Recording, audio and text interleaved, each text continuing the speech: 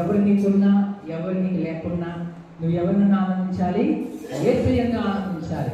ఎందుకంటే కారణం ఏంటంటే ఆయనను ఆదరించేవాడు, నిన్ను ఆదరించేవాడు, నిన్ను బలపరచువాడు, నీకు ఓదార్పునిచ్చేవాడు, నేను స్వస్థపరచువాడు, నీకు నెమ్మదినిచ్చేవాడు, నీ బ్రతుకుని వెలిగించేవాడు, నీ జీవితాన్ని మార్చేవాడు, నీకు మనశ్శాంతినిచ్చేవాడు, నీ హృదయం మీద ఉన్న ప్రతి భారాన్ని తీసివేయవాడు.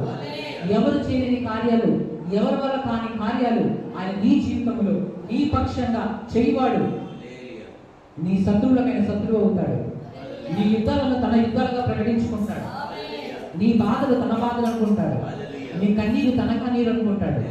ఆయన నీ పక్షంగా నిలబడి, నీతో నిలబడి, నీకు సహాయం చేయగల శక్తిమంతుడు, బలవంతుడు.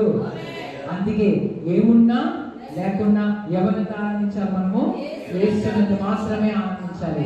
ఎందుకంటే